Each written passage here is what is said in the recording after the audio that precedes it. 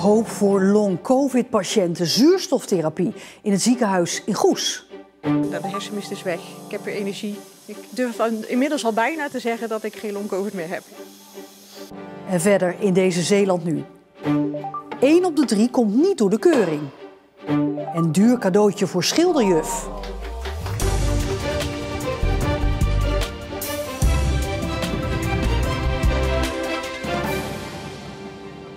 Goedenavond. Long-covid-patiënten die jaren na hun coronabesmetting nog steeds maar niet beter worden. Ze zijn wanhopig op zoek naar behandelmethoden. Een van de meest veelbelovende behandelingen op dit moment is zuurstoftherapie in de hyperbare kamer in het Admiraal de Ruyter ziekenhuis in Goes. Dat is de enige behandelmethode voor long-covid waarvan wetenschappelijk is aangetoond dat het werkt. Zo ziet hij eruit, die hyperbare kamer in de kelder van het ADRZ in Goes. Als een soort duikboot op het droge. De long-covid-patiënten moeten bijna 50 keer 2 uur lang in die duikboot zitten. Binnenin de tank ademen ze zuurstof in onder hoge druk. En dat heeft, als het goed is, blijvende positieve gevolgen. Wat we weten van hyperbare zuurstoftherapie is dat hyperbare zuurstoftherapie nieuwe bloedvaten kan aanmaken. Dat in weefsel waar nu te weinig zuurstof aankomt, weer zuurstof kan aankomen. En dit zet allerlei genezingsprocessen in gang. Zodat het lichaam wat nu ontstoken is, waar misschien te kapotte vaten zijn of vaten verstopt zijn, hier kan weefsel zich weer regenereren en genezen. Een van de patiënten die inmiddels klaar is met de behandeling kan erover meepraten. Ik ging erin met hersenmist en oververmoeidheid en nog heel veel meer wat er allemaal bij komt kijken.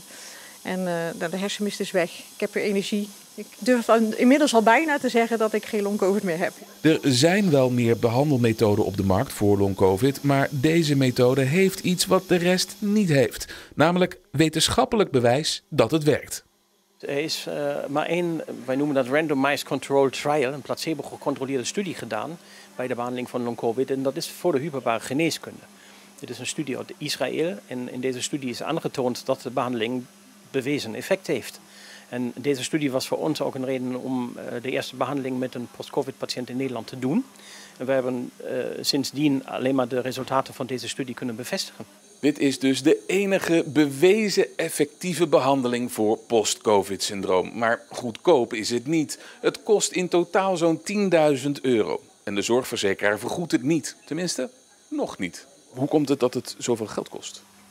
Dat kost helemaal niet zoveel geld. Dit tarief is gewoon het normale, gewone tarief dat wij van de zorgverzekering ook krijgen voor andere behandelingen. Het is gewoon een heel dure behandeling, heel veel techniek, heel veel personeel en dat maakt de behandeling duur. Het is geen goedkope behandeling ook. Het kost aardig wat geld. En toch zegt u, het was de moeite waard. Ja, ik raad het ook iedereen aan. Maar ja, ik kan natuurlijk niet in een andere portemonnee kijken. Maar in ieder geval, ik ben er heel blij mee dat ik het gedaan heb. Ja. En ik hoop eigenlijk dat de verzekering gewoon gaat vergoeden. Dat is eigenlijk dat iedereen het kan, ook mensen zonder financiële hulpmiddelen. Want ik gun het iedereen dit. Maar of en wanneer de zorgverzekeraars over de brug komen, is nog niet met zekerheid te zeggen. Het is zo dat allerlei instanties in gesprek zijn met elkaar. En men wil natuurlijk voldoende bewijs hebben, omdat het dus heel veel geld kost. En er zijn best veel long-covid-patiënten in Nederland. Nou ja, wij denken het bewijs te hebben met deze studie en ook met wat wij dagelijks zien. Maar hoe lang het duurt en of het ooit gebeurt, ja, daar kan ik geen uitspraak over doen. Veel long-covid-patiënten kunnen daar in ieder geval niet op wachten. Ze zijn al met de behandeling begonnen. Want voor een aardige smak geld jezelf een paar uur laten opsluiten in een zuurstoftank vinden zij nog altijd vele malen beter dan thuis opgesloten zitten door long-covid. Het schippersinternaat Koningin Juliana in Terneuzen gaat in 2027 dicht. De overkoepelende stichting Meander heeft dat vanmiddag bekendgemaakt. Als reden geeft de stichting aan dat het schippersinternaat in Terneuzen te maken heeft met te hoge locatiekosten en dat het aantal kinderen in het internaat terugloopt. Wat de sluiting voor gevolg heeft voor het personeel en de 12 kinderen die nu nog op het internaat zitten, dat is nog niet bekend. 1 op de 3 caravans komt niet door de keuring, blijkt uit cijfers van autobrancheorganisatie BOVAG. Een keuring is nu nog vrijwillig. Bij deze garage in Sirooskerke checken ze honderden caravans per jaar. Hier herkennen ze het verhaal van de BOVAG wel. Ja, regelmatig verlichting die niet voldoende werkt, remmen die onvoldoende werken, schokbrekers die stuk zijn, koppelingen waar slijtage op zit. We checken eigenlijk ongeveer de hele caravan als we een complete onderhoudsbeurt doen. Als wij zien wat we tegenkomen, zou het niet verkeerd zijn om ook een APK te hebben voor caravans, aanhangwagens. En de motoren is ook geen APK voor. Het bedrijf ziet dat mensen die lange reizen maken hun onderhoud wel op orde hebben. Vakantiegangers die kleine afstanden afleggen vergeten het vaker. Er zijn een aantal punten waar je als caravan-eigenaar zelf op kan letten. Even kijken, is je kogeldruk rond de 80 kilo? Zijn je banden of spanning? Werkt de rijverlichting? Hoe oud is je gaslang en je drukregelaar? Dat zijn dingen die je ook eenvoudig zelf kan doen. Voor het grotere werk, zoals het checken van remmen of de as, is een specialist nodig. Kwadendamme is al volgelopen met wild kamperende festivalgangers voor het Bluesfestival. Dat begint vanavond, maar de echte fans zijn al eerder gekomen. En dat kan allemaal in Kwadendamme, hè? Maar het wordt allemaal gedoogd. Eigenlijk mag je natuurlijk niet in je caravan slapen. Het is geen camping. Het lijkt wel een camping. Wel, hè? Ja. Het is wel een camping, maar dat maakt het zo mooi en dat maakt het zo uniek wat Kwadendamme is. Ja. Het is festival van het festivalleven hoor. Dat is echt, Kwadendamme is een begrip hier. Kleinschalig, maar heel gezellig. En goed betaalbaar. Ook belangrijk. Heel belangrijk. Het is 5 minuten lopen naar de tent, dus dat betekent ook 5 minuten terug, 's avonds. Kruipend naar huis. En de gezelligheid, je ziet iedereen langskomen. Hey, hoe is het? Hey, die waren er vorig jaar ook. Oh, die hebben we ook gezien vorig jaar. En dat is gewoon lekker hier zo, dat gemoedelijk. De online petitie tegen de uitbreiding van het Beach Resort van Roompot bij Kamperland heeft in 3 dagen tijd al meer dan 2000 handtekeningen opgeleverd. Roompot wil de huidige verblijfsplekken bij Beach Resort uitspreiden over een groter gebied met meer groen ertussen, maar de ondertekenaars van de petitie willen geen groter park. Afgelopen maandag dienden al zo'n inwoners van Noord-Beveland. Ze dienden toen al 135 zienswijzen in bij de gemeente tegen deze uitbreidingsplannen bij Kamperland. Quinty van der Guchten uit Driewegen en Didi de Vries uit Wilhelminadorp. U kent ze misschien niet, maar dat kan snel veranderen, want ze gelden als veelbelovende wielertalenten. En ze hebben allebei dit jaar hun eerste proefcontract ondertekend. Voor beide dames is er de afgelopen maanden veel veranderd sinds ze bij een professioneel team zitten. Toch lijken deze nieuwe topsporters niet op elkaar, want ze zitten dan wel op de fiets. Hun specialiteit is anders. Quinty van der Guchten is een wielrenster en Didi de Vries rijdt op een mountainbike. Wij legden ze een paar stellingen voor over hun nieuwe leven als prof. Zeeland of het buitenland? Het buitenland. Ja, sowieso het buitenland. Ja, ik denk vooral vanwege de andere culturen en de omgeving. Ja. En het betere weer. Ja, meestal. Dus dat is wel een voordeel van dat proefcontract. Ja, zeker. Didi de Vries is 25 jaar en rijdt voor Guillaume France, maar is ook regelmatig op een racefiets aan het trainen in de polders. De 23-jarige Quinty van der Guchten fietst voor het Belgische Lotto Destiny. En haar focus ligt volledig op haar sportcarrière. Van veel in Zeeland zijn naar veel buitenland zijn, onderweg zijn, wedstrijden, veel wedstrijden rijden. Grote verandering.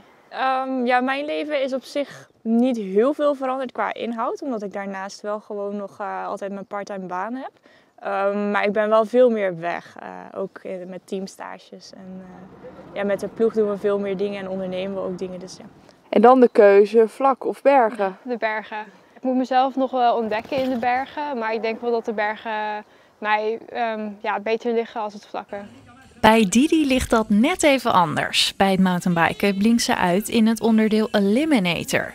Een kruising tussen shorttrack en veldrijden, waarbij de renners korte rondjes rijden en kunstmatige obstakels moeten bedwingen. Mijn wedstrijden zijn heel kort. Mijn parcoursen bestaan eigenlijk uit een rondje van tussen de 500 meter en 1 kilometer. En vooral kunstmatige obstakels. En het is heel kort en krachtig, dus je moet heel explosief zijn om door te kunnen gaan naar de volgende ronde. De Ronde van Vlaanderen of de Tour de France? De Ronde van Vlaanderen. Ik kom er van jongs af aan al regelmatig in die omgeving, in de Vlaamse Ardennen. Daar heb ik eigenlijk leren fietsen, zeg ik altijd. En ik vind het gewoon een super mooie omgeving. En ik denk dat de hellingen mij ook goed liggen. Het WK of de Olympische Spelen? Dan zou ik kiezen voor het WK, omdat mijn sport op dit moment nog geen Olympische sport is. En ik zou echt heel graag een keer wereldkampioen worden. Ze zijn er wel heel hard mee bezig om het Olympisch te maken. Dus als het zo zou zijn, dan is dat zeker een van mijn grote dromen. Voorlopig blijft dit nog bij dromen, want de nieuwe profs moeten eerst meters gaan maken op het hoogste niveau. En de 68-jarige Bab van Toor kreeg de verrassing van haar leven. Al 6 jaar geeft ze schilderles aan bewoners van woonzorgcentrum Het Gasthuis in Goes. En daar werd ze voor beloond. Een levensechte replica van een Van Gogh ter waarde van €15.000. 3, 2, 1. Oh. Het Van Gogh Museum in Amsterdam bestaat 50 jaar en geeft replica's van Van Gogh weg aan 50 inspirerende vrijwilligers.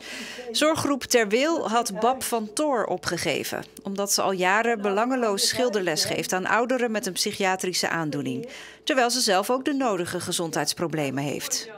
Ik doe het met ziel en zaligheid en daar hoef ik niet voor beloond te worden. Maar het is wel een eer als je wel beloond wordt. Bab haalt ook exposities naar het verzorgingshuis, maar de schilderlessen zijn het belangrijkst. Het is aan de bewoner wat hij wil maken en ik probeer ze daar een beetje in te begeleiden. Niet meer en niet minder. De Van Gogh blijft in het gasthuis in Goes hangen. Er stond een stevige wind vandaag, waar af en toe ook nog eens een bui uitviel. Het wordt het komend weekend droog, het wordt warmer en zonniger. En na het weekend zakt de temperatuur en wordt het ook een stuk wisselvalliger. En lees op onze site het verhaal van het bedrijf Colson uit Hulst, Zeeuws familiebedrijf van het jaar.